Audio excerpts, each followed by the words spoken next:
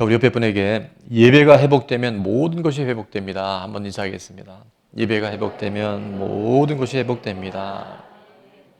왜 예배가 중요하냐면요. 예배란 하나님과 우리의 관계가, 하나님과의 우리 사이가 온전히 하나 되는 것이 예배예요. 그래서 예배가 살면 모든 것이 살고요. 예배가 무너지면 시간은 걸리지만 삶이 무너져 내립니다. 오늘 본문은 7년 동안 가나안에 있었던 그 전쟁이 다 끝나고 이제 하나님께서 안식을 주셨다라는 말씀으로 오늘 4절 상반절에 기록이 되어 있죠. 이제는 너희 하나님 여호와께서 이미 말씀하신 대로 너희 형제에게 뭘 주셨으니? 안식을 주셨으니. 여러분, 이 안식은, 참된 평화는 내가 열심히 노력해서 얻는 게 아니에요. 인생의 참된 행복은요, 인간의 노력으로 찾아오지 않아요. 오늘 상반절 말씀처럼 말씀대로 살아갈 때, 말씀 따라 살아갈 때 안식을 주십니다. 말씀대로 살아갈 때 평안을 주셔요. 저는 오늘도 선포되는 말씀이 사람의 말이 아니라 창조주 여호와 하나님의 약속의 말씀임을 믿고 말씀대로 한번 흉내내 보세요. 그때 하나님 뭘 주신다고요? 안식을 주시고 평안을 더해 줄 줄 믿습니다. 전쟁 초반부터 함께했던, 그러니까 요단강을 두고 요단강 동편에 있었던 두 지파 반과 이제 나머지 9지파 반이 이 전쟁이 7년 동안 다 치르고 난 다음에 이제 지도자 여호수아를 통해서 요단 동편에 미리 땅을 분배받았던 두 지파 반에 대한 이야기가 오늘 1절부터 나와 있는데요. 제가 잠깐 읽겠습니다. 그때 여호수아가 르벤 사람과 갓 사람과 므낫세 반 지파를 불러서 그들에게 이르되 여호와의 종 모세가 너에게 명령한 것을 너희가 다 지키며 또 내가 너에게 명령한 모든 일에 너희가 내 말을 순종하여 오늘까지 날이 오래도록 너희가 너희 형제를 떠나지 아니하고 오직 너희의 하나님 여호와께서 명령하신 그 책임을 지키도다. 그들이요, 적당히 전쟁에 참여하지 않고 그 각 지파 중에 맨 앞에 선두에서 싸웠던 지파가 이 두 지파 반이었다는 거예요. 정말 성실하게 책임을 다한 줄로 그것을 여호수아가 지금 증명하고 있다는 거예요. 자, 이스라엘 백성이요, 애굽에서 430년 동안 무슨 생활을 했었죠? 노예 생활을 했어요. 그 바로 왕의 압제가 너무 심하니까 그들이 하나님 앞에 기도하고 부르짖었어요. 그때 하나님께서 그들의 부르짖음을 들으시고 출애굽 시켜주십니다. 그래서 대표적인 게 뭐였냐면 바로 왕이 너무 완악하니까 10가지 재앙을 통해서 하나님이 얼마나 위대하신 하나님이신지를 다 그들을 보게 하시고 그들이 뭐랍니까? 홍해를 건너요. 그리고 광야 몇 년? 40년의 광야 생활을 해요. 하나님의 도우심이 없으면 한순간도 살아갈 수 없는 40년 광야 생활을 통해서 먹이시고 입히시고 재우시고 지키시는 하나님을 그들은 광야를 통해서 경험하게 됩니다. 그리고 그들이 드디어 약속의 땅 가나안 땅을 앞에 두고 요단강을 기적적으로 건너요. 그리고 오늘도 우리가 봤지만 여리고라고 하는 인간의 힘으로 무너뜨릴 수 없는 난공불락의 요새 여리고성을 또 무너뜨려 주셔요. 그리고 이 7년 동안의 전쟁을 대승을 거두게 하십니다. 자, 그러면 430년의 노예 생활과 광야 생활과 이 7년의 정복 전쟁을 통해서 왜 하나님은 이 일을 그들에게 명령하셨고 그들로 그 일을 경험하게 하셨는지, 그 이유가 무엇인지를 오늘 5절에 그 답을 우리는 찾을 수 있어요.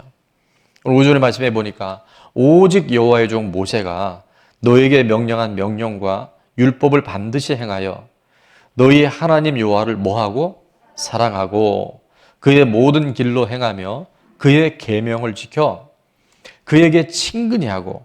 자, 왜 그들을 하나님께서 이끌어내셨는지 그 궁극적인 이유와 목적을 말합니다. 너희의 마음으로부터는 다 같이 한번 읽어볼까요? 시작. 너희의 마음을 다하며 성품을 다하여 그를 섬길지니라. 아멘. 여러분, 하나님을 사랑하고 계명을 지켜 하나님을 친근히 하는 것이 무엇일까요? 마음을 다하며 성품을 다하며 하나님을 섬기는 것이 뭘까요? 어떻게 하셨어요? 여러분 영성이 대단하세요. 제가 드리는 질문의 거의 대다수는 어디에 답이 있다? 제목에 답이 있어요. 오늘 말씀의 제목이 예배가 회복되면 모든 것이 회복되는 거예요. 그래서 하나님은 그 오랜 시간들을 통해서 하나님이 어떤 분인지 구체적으로 하나님을 경험하는 온전한 예배자로 세우시기 위해서 그 모든 여정들을 허락하신 줄로 믿습니다. 예배가 살면요 모든 게 살아요. 그러니까 여러분 이제 살아나실 거예요. 근데 예배가 무너지잖아요. 그럼 인생이 어떻게 된다고요? 시간차에 의해서 결국 무너져야 되는 것을 봅니다. 자, 그래서 저는 오늘 예배가 회복되는 삶을 두 가지로 요약을 했는데 첫 번째는 자, 화면을 한번 보면서 선포해 볼까요? 시작. 공동체 중심의 삶. 공동체 중심을 살아갈 때 예배가 살아나게 될 줄로 믿습니다. 오늘 6절의 말씀에 보니까 여호수아가 그들에게 축복하여 보내매 그들이 어디로 갑니까? 자기 장막으로 갔더라. 우리가 볼 때는 그냥 집으로 갔어. 지파를 따라갔어. 여러분, 사단은 세상은 끊임없이 분리시켜요. 사단은 끊임없이 흩어버려요. 분열하게 만들어요. 그러나 우리 성령 하나님은 어떻게 하신다고요? 하나 되게 하셔요. 건강한 공동체를 이루어 주셔요. 하나님이 이 땅에 직접 만드신 하나님이 만드신 조직이 있어요. 딱 두 가지라 그랬죠. 첫 번째는 어딜까요? 아담과 하와를 통해서 가족이라는 공동체를 주셨어요. 그래서 우리가 천국은 죽어서 하는 것이지만 하나님이 이 땅에서 천국을 이룰 수 있는 그런 공동체를 가정을 통해서 허락하신 줄을 믿습니다. 또 하나 그런 조직이 있어요. 뭘까요? 그게 바로 교회 공동체예요. 교회를 통해서 예수님의 피값 주고 사신 교회를 통해서 우리 이 땅에 하나님의 나라를 미리 경험하고 미리 준비하게 되는 줄로 믿습니다. 최근 자료에 의하면 코로나 이후에 우리 교회도 장로교단인데요. 장로교단에서만 약 출석교인이 55만 명이 줄었다는 통계가 나왔어요. 여러분, 이 공동체가 얼마나 중요한지 아세요? 사단은 우리가 몸 안에서 공동체에서 분리되어질 때 얼마나 쉽게 하나님부터 멀어지고 얼마나 무력하게 무너지는지를 알까요? 모를까요? 알아요. 혼자 가면 되게 편해요. 빨리 갈 수 있어요. 근데 멀리 가려면 어떻게 가야 돼요? 함께 가야 돼요. 함께 갈 때 멀리 갈 수 있고 함께 갈 때 어디까지 가는 줄 아세요? 천국까지 갈 수 있어요. 여러분, 이 공동체도 분리되는 거는 너무나 위험한 거예요. 근데 지금 보세요. 한국에 가나안 성도들이요. 당신의 종교가 뭡니까? 라고 하면 기독교라고 다 써요. 근데 가나안 성도예요. 가나안 성도가 뭔지 아시죠? 뭐예요? 가나안을 거꾸로 하면 안 나가 성도예요. 예수님을 믿는데 교회는 안 나가는 거예요. 그러니까 나 홀로 신앙인 거예요. 미국 개척 초기에 정말 미국의 영적 대부흥이 일어났을 때 탁월한 목사님이 한 분 계셨어요. 그분이 바로 D.L. 무디 목사님이라고 들어보신 분들이 있을 거예요. D.L. 무디 목사님이 이 예배와 공동체에 대한 너무나 중요성에 대한 설교를 하고 이제 사무실에서 계신데 밖에서 소리가 납니다. 똑똑똑. 한 청년이 들어와서 이렇게 질문했어요. 목사님, 우리 신앙이라는 것은 하나님과 나와 1대1 관계 아닙니까? 내가 예수님을 나의 구주로 영접하고 내가 말씀 읽고 기도하면 되는 거지. 왜 공동체가 필요하고 왜 예배가 공적으로 모여서 예배를 드려야 됩니까? 일리가 있어요, 없어요? 들어보면 굉장히 솔깃하잖아요. 신앙은 1대1 맞죠? 그때 그 질문을 받았던 D.L. 무디 목사님이 잠시 생각을 하시다가 그 방에 그 장작을 떼는 난로가 있었던 것 같아요. 그 청년에게 이렇게 말씀하십니다. 나무 하나를 꺼내서 밖에다가 두보게. 자, 나무를 하나 장작더미를 밖에 이렇게 내다 놨어요. 그리고 물어봅니다. 그 나무가 지금 어떤가? 어떨까요? 불이 약해지고 꺼져가는 거예요. 예, 불이 약해지고 꺼지는데요. 그렇지. 그러면 그 나무를 다시 난로에 넣었어요. 자, 그럼 나무가 지금 어떤가? 어떨까요? 활활 타면서 불길이 훨씬 더 올라오는 거예요. 그게 바로 공동체라는 거야. 여러분, 잠깐 내가 따로 분리되어 있으면 편할 수 있죠. 오늘 몇 분이나 영상으로 예배 드린지 모르지만 정말 나이가 연로하시고 몸이 불편하고 환경에 문제가 있어서 영상으로 예배 드리는 것은 예외입니다. 그런데 나 홀로 신앙이 되어져서 제가 이번 주에 또 말씀 준비하다 보니까 요즘에는 교회인들이 두 개의 교회를 섬긴대요. 내가 몸으로 섬기는 교회가 하나 있고 인터넷으로 섬기는 교회가 또 있대요. 근데 인터넷 교회는 마구 달라져요. 3주는 어느 교회, 2주 전에는 어느 목사님. 여러분 이러다 보니까 신앙이 뿌리를 못 내는 거예요.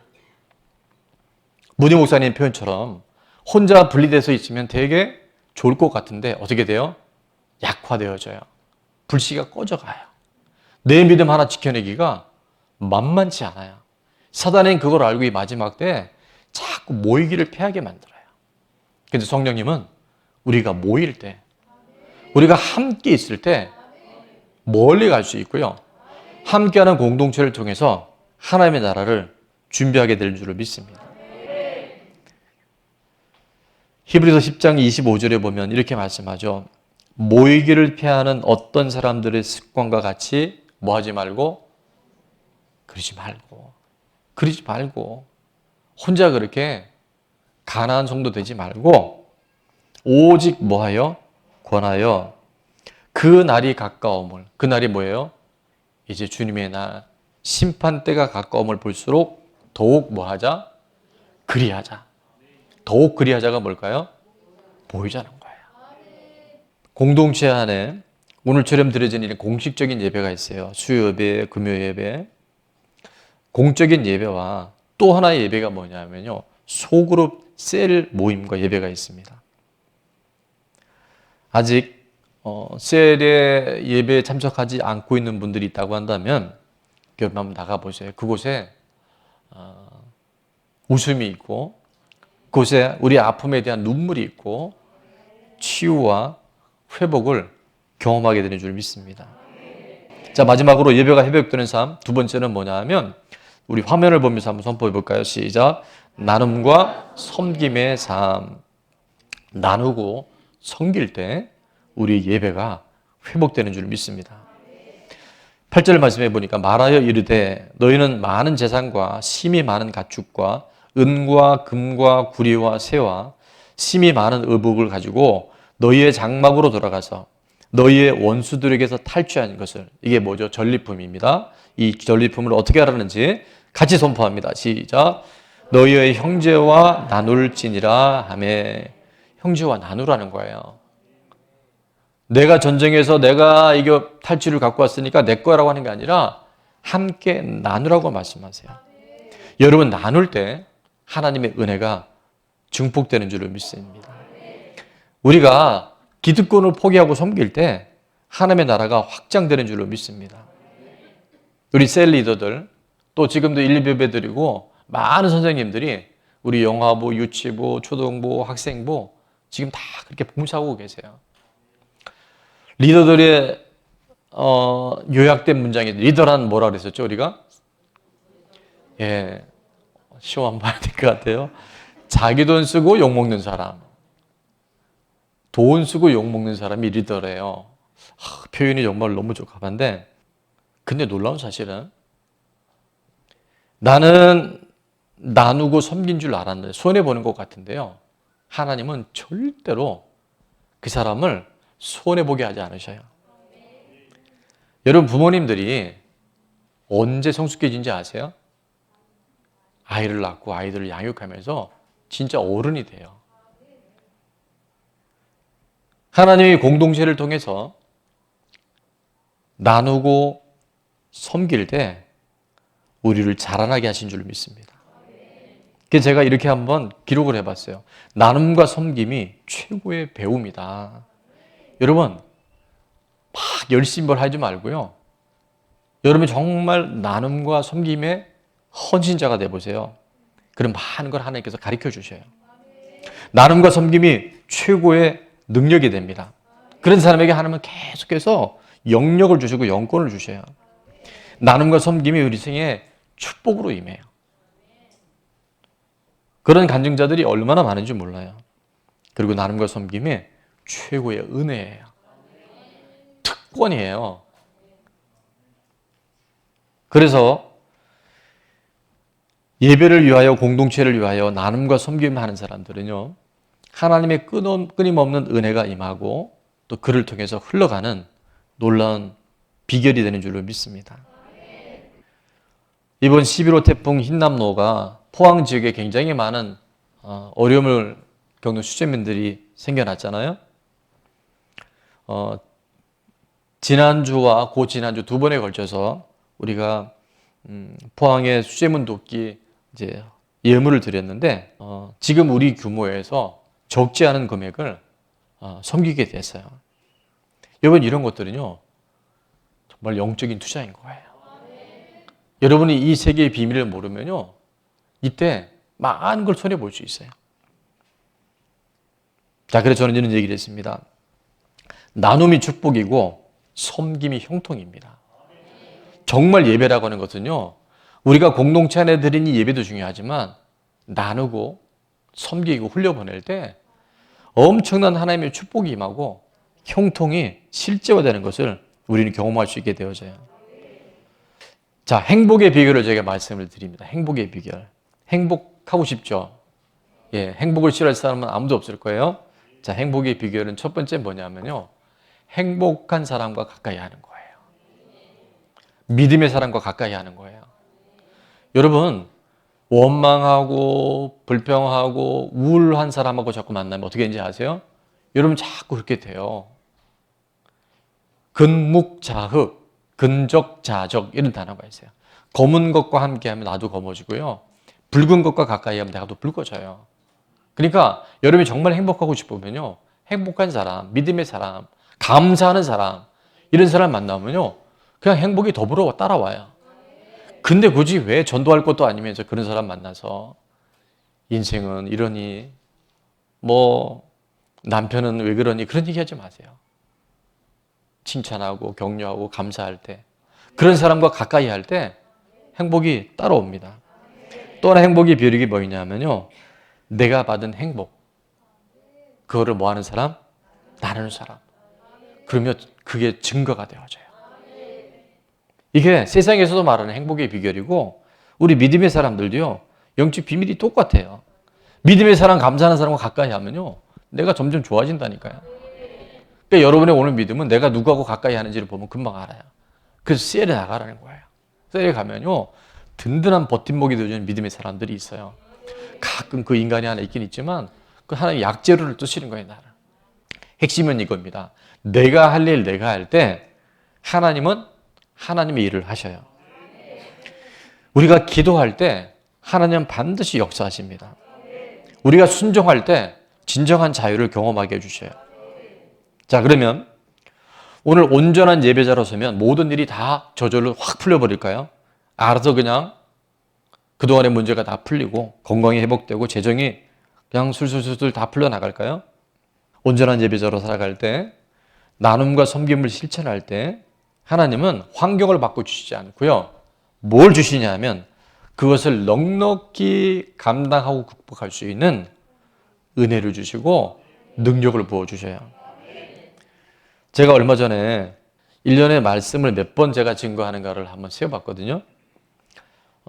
상반기에 한 번, 하반기에 한 번, 50일이 기도를 하잖아요. 50일을 두 번 하면 몇 번 말씀 증거할까요? 100번. 그 다음에 주일 설교, 수요일은 우리 두 분 목사님이 도와주시긴 하는데 수요일, 금요일 다 하니까 그게 또 한 100번이 돼요. 그럼 1년에 설교를 몇 번 하는지 아세요? 2번만 넘게 제가 여기 쓰더라고요. 자, 그러면 제가 예배자로 살아가니까, 하나님 말씀 중심으로 살아가니까 제가 입을 딱 벌리면 설교가 저절로 막 나올까요? 그렇지 않아요. 여전히 또 내가 해야 할 몫이 있어요. 내가 감당해야 할 영역이 있어요. 근데 놀라운 사실은 사람이 바뀌거나 환경이 바뀌지 않는데 내가 하나님 중심, 예배 중심의 삶을 살아가잖아요. 하나님이 기뻐하시는 일 위해서 나누고 섬기잖아요. 그럼 하나님 뭘 주시냐면 그 진상 손님이 왔을 때 그 진상 손님을 진상으로 보지 않고 따뜻한 고객으로 볼 수 있는 눈을 주셔요. 여전히 그 남편일 수 있지만 남편의 소중함을 깨닫게 하셔요. 순종할 수 없는 상황인데 순종할 수 있는 순종의 능력을 부어주셔요. 말씀 준비할 때 하나님 주시지 않으면요, 이게 사람의 말로 끝납니다. 오히려 여러분 졸아요. 누가 그랬대잖아요. 교회 갔는데 성경책을 선물로 받았는데 다음 주에 갖고 왔더래요. 왜 갖고 온지 아세요? 무슨 하나님이 이렇게 잔소리가 많냐고. 그게 잔소리를 들리는 거예요. 그런데 있잖아요. 하나님은 우리가 정말 하나님 기뻐하시는 뜻을 위해서 나눔과 섬김의 정신을 살아가면요, 그것을 넉넉히 이길 수 있고 넉넉히 극복할 수 있는 은혜와 능력을 주신 줄로 믿습니다. 제가 이렇게 적어봤어요. 내가 할 일 내가 할 때 이게 예배를 말하고 우선순위를 말합니다. 하나님은 힘든 일도 감당할 수 있는 건강과 지혜를 주십니다. 내가 할 일 내가 할 때 하나님은 가족들의 연약함을 극복할 수 있는 힘을 주십니다. 내가 할 일 내가 할 때 말씀을 증거할 수 있는 은혜와 능력도 부어주십니다. 내가 할 일 내가 할 때 순종할 수 있는 순종의 영도 부어주십니다. 그래서 예배가 회복되면요, 다 회복이 되어져요. 세계에서 가장 큰 교회가 우리나라에 있잖아요. 여의도 순복음교회. 조영규 목사님 살아계실 때 이 말씀을 내 말로 붙들고 평생 사역하셨다 그러잖아요. 요한 3서 1장 2절에 뭐라고 말씀하세요? 사랑하는 자요, 뭐가 잘된 것 같이? 내 영혼이 잘된 것 같이. 예배를 통해서 하나님과의 모든 관계들이 하나가 되어지면, 친밀한 관계의 교제가 세워지면 뭐가 잘 되고? 범사가 잘 돼요. 전에는 되게 힘들었던 일인데, 막혀있고 묶여있고 눌려있던 영역인데요, 범사가 풀어져 버려요. 그리고 또 무슨 복을 주세요? 강건해져요. 그래서 이 예배가 이렇게 중요한 거예요. 하마터면 또 제가 질문할 뻔했어요. 예배를 드려야 되겠어요? 드려야 되겠어요? 몸 안에 있어야 되겠어요? 혼자 튕겨나가야 되겠어요? 몸 안에 있어야 돼요. 나 혼자만 살아야 되겠어요? 나누고 섬겨야 되겠어요? 예, 선택은 여러분입니다. 자, 적용 질문하고 마칠게요. 첫 번째, 다 같이 한번 읽습니다. 시작. 오늘 말씀을 통해 내가 회복해야 할, 예를 듭니다. 공예배 참석하는 것, 세일 모임 참여하는 것, 이번 9기 50일의 기도, 또 하나는 가족의 시간. 감사 나눔, 기도만 나눠도요, 가족의 시간이 굉장히 풍성해진다 그랬죠. 자, 두 번째입니다. 두 번째 시작. 가족과 교회에서 나눔과 섬김의 삶을 어떻게 실천하고 적용하겠습니까? 이게 제가 예를 들은 거예요. 앞에 부분은 지금 가장들 남자들입니다. 못 돕기, 가서 돕기. 두 번째는 어머니들, 아내들이 합니다. 칭찬하고 격려하기. 가르치고 잔소리 대신. 잔소리 한다고 세상이 바뀌었으면요, 세상은 천국이 됐을 거예요. 칭찬하고 격려하면요, 사람이 변합니다. 그 다음에 자녀들은 뭐하게? 즉각 순종하기. 이게 한 예시를 든 건데, 이 여러분의 예 안에서도 내 삶에 만약에 적용거리가 있다면 여러분 붙으시면 좋을 것 같아요. 그래서 우리 세열 안에서, 가정 안에서 이런 구체적인 적용을 통해서 여러분 예배에 대해서 이론적으로 설명하면 얼마나 많겠어요. 그러나 공동체 안에 하나가 되어지고 나를 기득권을 포기함으로 말미암아 정말 하나님을 영화롭게 하는 이 마지막 때에 최고의 예배자들로, 하늘 공동체로 우리 좋은 나무 교회가 사용될 수 있기를 주의 이름으로 축원합니다.